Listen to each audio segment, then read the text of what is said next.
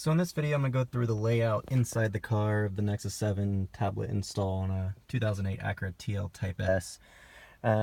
It looks pretty dirty and messy right now, but it's really not that bad, and I still need to clean it up quite a bit. As you can see, the entire center console is removed. It's not too hard of a job to remove that. The biggest pain is removing the AC vents there. I've done it a few times and I hate it every time, and have had a couple cracks in the plastic, but nothing too noticeable. But that was the biggest pain. The rest of it's really easy. Just be careful with the side trims coming off, but no need to remove the glove box, no need to remove the driver's side under panel. That's all good. No issues there. So just kind of give you a layout of what I'm doing. I have obviously the Nexus 7 going here. As you can see, the red here is the power cord. That is hardwired with an add a fuse into the fuse box. So when the ignition comes on, that fuse gets power, which then gives that cigarette power, or cigarette adapter power, and then that connects to this, which connects to the tablet. So that's how you get the power with the ignition. Really important to have as short of a cable as possible. Here I have a 3-foot cable. It's a high power cable from Anchor, and this one works pretty well. So that goes into the Nexus 7, and then this cable right here is the data transfer, so it plugs into the OTG Y cable. This is for the data to your USB, to your music, to your reverse camera, so the data comes through this one. And this one just routed through the center console, up through the center console to the USB hub here. You might not be able to see it, but I have a 4-port USB hub, and I'll put up better pictures and stuff later, but 4-port USB hub connects to that data cord here. I bought a self-powered USB hub because you want to try to get as much power to the USB hub if you're running a USB drive or a hard drive or something that takes power, because you don't want it to suck any power from the tablet. Power is a big thing with the tablet.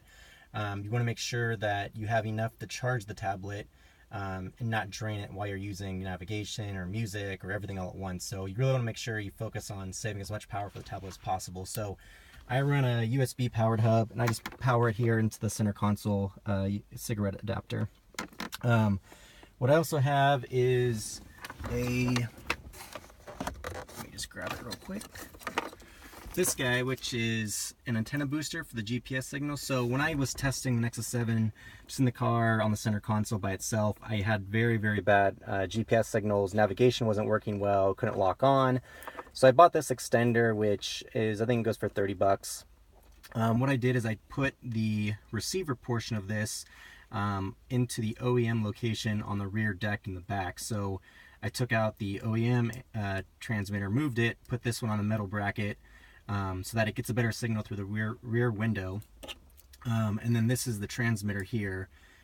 So what you do is, this just is a magnet, you put it in here. I gotta play with the placement a little bit, but that really boosts the signal. Gives you a very quick lock on for your GPS. I think it's very, very important. But that just ran from the rear deck underneath the carpet to the center console, and that's plugged into the other outlet, the other option on the cigarette outlet down here. Then what I also have here is the Easy Cap device right here. Gotta get a very specific one. I'll have the link in the video. But this Easy Cap basically allows the tablet to communicate with the rear view camera that I installed in the back. And I have another video showing how that works. This Easy Cap will actually be USB right here, is hooked into the hub drive here. But the power for the Easy Cap is actually, in the transmission of the data, is going through underneath the center console. And then at the end I have this relay wired on. It's just a 12-volt relay. The trigger wire is to the reverse light down by the fuse box, and that will trigger the relay, and once the relay gets power, then it'll power on the Easy Cap device. The reason I do that is because this guy gets very, very hot when it's always on, which is the kind of the standard installation, is no one really does not many people do a relay. It gets very, very hot, it's always on.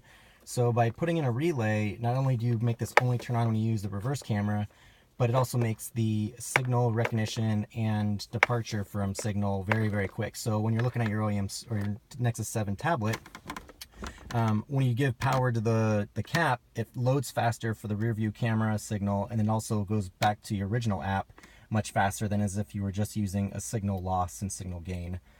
So I think it's a really important feature to the install, to have this relay in there. It makes a very clean install, makes a very quick install. It's a little more work, but I think it's worth it. So that guy is just a USB cord. I tapped into the reverse light, or into the red power cord for that USB, and that's where the other two cords are, or wires are. The grounding wire is just down by the fuse box. There's a metal latch down here to open up, right there, to open up the hood, or yeah, the hood, and that's where I ground a lot of my parts for my fuse box. And so what else do I have in here? So yeah, so all this USB cord will actually be underneath the center console. And then again, for music, what I'm using is, it's called an E10K device. If I can find it. It's right here. So this is what I use for my DAC. It's a digital analog converter, and this is where the music actually plays through. So I have a USB stick in my hub, and then this connects to that USB stick and plays the music to the OEM aux jack. This is actually a pretty important part of the install too, because if you're a big music guy, this really makes the music sound very dynamic, a lot of depth to the music. Really amplifies a lot of the music you want to hear. It's a very good feature to have if you're all about music. This guy runs pretty expensive, so this cost me as much as the used tablet itself. I got each of them for 75 bucks. This is 75 bucks new. The nice thing about this guy is that it's very good for music quality. It also turns off and on with power with the ignition. So there's some other DACs out there that don't do that, and you got to physically turn this off and on. And I want as clean of an install as possible. The less user input, the better. So this guy I think is very highly recommended. Works very well. And it's just going to sit here down in the glove box. So for torque, I'm using a Torque Pro app, and what I'm doing for this is I am doing a 2-port hub, and this guy actually plugs into the OBD2 connector that I'm using, and that guy I hardwired into the OBD2 device. I hardwired it into the ignition port, so instead of having to worry about battery drain, even though it's very low, I just like to be as consistent as possible, but to avoid that, I hardwired the OBD2 device into the ignition add a fuse in the fuse box, so that it only comes on and turns off with the ignition. It's never running, it's never draining. And since the connector is not a very good connection to the OEM port, I got this splitter. So what I do is this will go into the OEM side, and it's a very robust connection, very sturdy. I won't lose connection. And then this side will plug underneath my dash panel into the device I bought. So it'll be tucked out of sight. It'll work automatically when I turn on the ignition, turn it off. And all I did was hardwire into one of the pins on the device I bought. You can pretty much buy any device you want, but that works pretty well. And then the last thing I did, which is not necessarily a thing you need to do, but what I needed to do, was I hate using my phone in the car. We can't use it to talk on the phone while you're driving. It's a big distraction.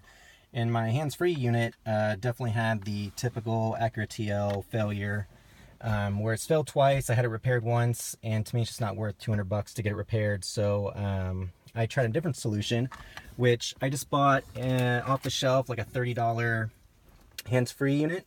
This just plugs into a USB, so I plugged it into the other outlet that's available for the outlet for the Nexus 7 power. And then for the aux cord, what I did is I created my own audio switch here. So I have two inputs. This is an input. Sorry, this one's an input. That's an input. This one goes to the hands-free link, and so the device I just showed you plugs into here.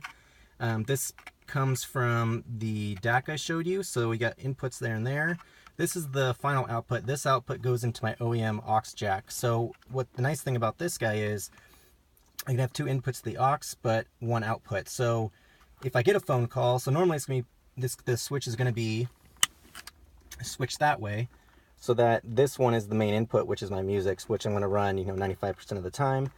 But when I do get a call, what I'll do, it's a little bit more complicated than I want, but it's going to work for me. When I get a phone call, I'll have to switch this guy, and this guy will probably be sticking out right around here. I got to drill that and install it, but I'll switch this guy, and then I'll push the button on this guy to receive the call. And if I really want to, I can pause the Nexus 7 music that's playing, but if I don't, that's fine. So it's kind of a two-step process. I got to flip that switch and then push this button to receive the call, and then all my phone calls will go through the OEM speakers or the OEM sound system. So it's just kind of a roundabout way I did for my hands-free link, but I think it works pretty well. I've tested it out and it works fine. This is basically a nine circuit, or a nine, I don't know how you want to call it, 9 connector circuit. Pretty easy. And I just, as you can see, I made a piece out of scrap of plastic, so nothing too major there, but it works well. It allows me to have the ability to answer phones in the car. And the reason I can't do anything with the tablet for this is because my phone is an iPhone. It's an Apple product, so it doesn't communicate with the Android tablet. There's nothing really out there that does. If you have an Android phone, you can use Tablet Talk, which does communicate and is kind of nice. I don't know much about it because I don't have an Android phone, so I didn't look into it. But this is the option that I went with. All these parts I think cost me maybe 10 bucks, so nothing major. But that's my phone option, and the glove box is kind of messy right now, but I'll clean all that up and do another final video when everything's installed. But everything's going to run underneath the center console. Everything will be back here, everything will be plugged in and look OEM. So that's pretty much it for my installation, and hopefully the next one is the working tablet.